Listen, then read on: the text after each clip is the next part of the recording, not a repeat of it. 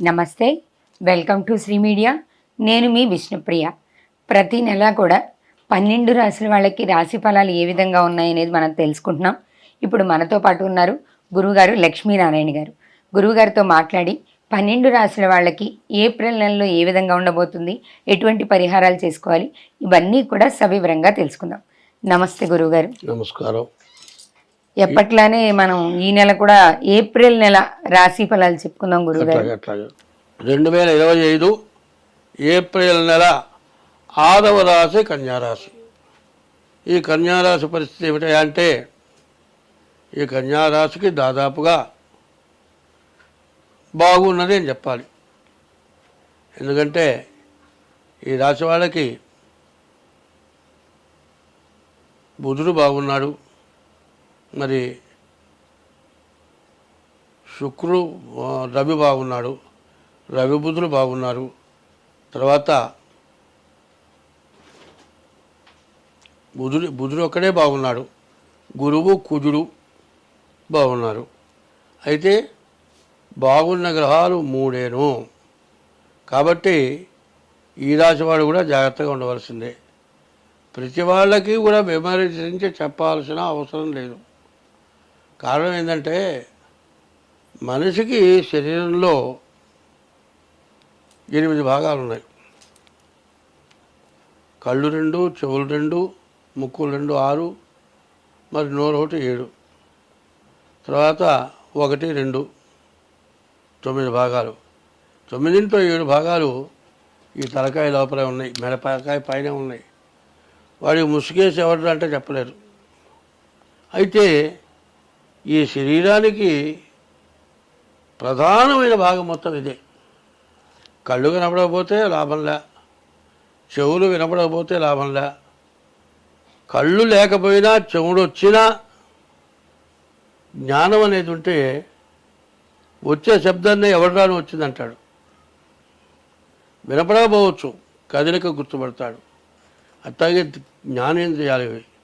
ఈ జ్ఞానేంద్రియాలు ఉన్నటువంటి వాళ్ళు ఈ జ్ఞానేంద్రియాల్లో ఏది పని చేయకపోయినా సమస్య.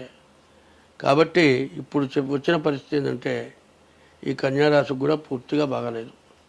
ఈ కన్యారాశి వాళ్ళు కూడా చాలా జాగ్రత్త అవసరం. తర్వాత ఈ రాశి వాళ్ళకి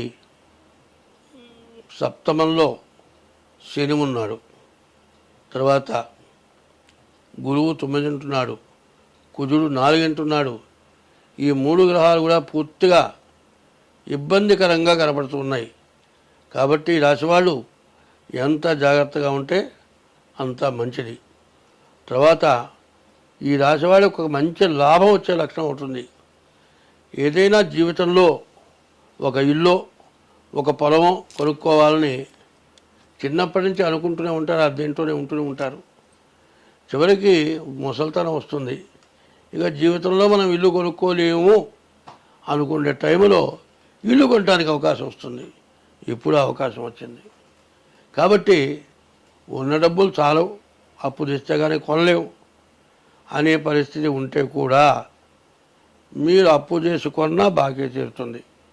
మీరు కొన్న 3 రోజు ఈ ఆస్తి 5 రెట్లు పెరుగుతుంది. అంత లాభించే లక్షణం ఒక్క బుధుడు వల్ల కనపడుతుంది. కాబట్టి ఈ రాశివాడు ప్రత్యేకించి అన్నిట్లోకి లాభదాయకమైన ఆస్తి కొనుక్కోవటం, అది జమ కింద లెక్క.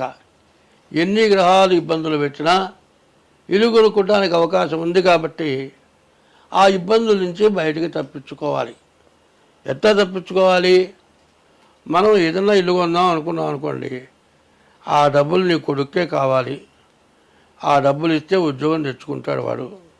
కాబట్టి ఇల్లు కొట్టడానికి వాడికి ఇష్టం లేదు. వాడు ఏం చేస్తాడు? గ్రహస్థితి బాగుండనప్పుడు ఈ తండ్రి, డబ్బులున్న తండ్రిని ఏం చేస్తాడు? డబ్బులతో సహా గదిలో తాళం పెట్టాడు, వెళ్ళిపోతాడు. బయటకు పోవటానికి కుదరదు, ఇల్లు కొనుక్కుంటానికి కుదరదు. ఈ చెడు గ్రహం ఏంటంటే నిన్ను కొనుక్కుంటానికి వెళ్ళకుండా ఇబ్బంది పరిచింది. కాబట్టి మీ జాతక రీత్యా మీ జాతకం చూపించుకొని అట్లాంటి ఇబ్బందులు రాకుండా మీరు కొనుక్కుంటానికి అప్పు కూడా పుట్టాలిగా. అప్పు పుట్టాలన్నా నీ చెడు గ్రహాలు పోవాలి. ఇవన్నీ కూడా నీకు సమస్యలు లేకుండా పోవాలి. తగినటువంటి ఆస్తి రావాలి. కావాలంటే మీరు జాగ్రత్తగా మీ జాతకం చూపించుకోండి.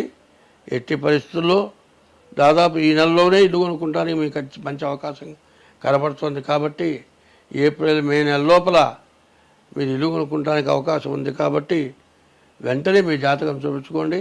దానికి ఏదైనా కావాల్సిన ఉపశమనం చేసుకోండి. మీకు అన్ని విధాలా బాగుంటుంది. స్వస్తి.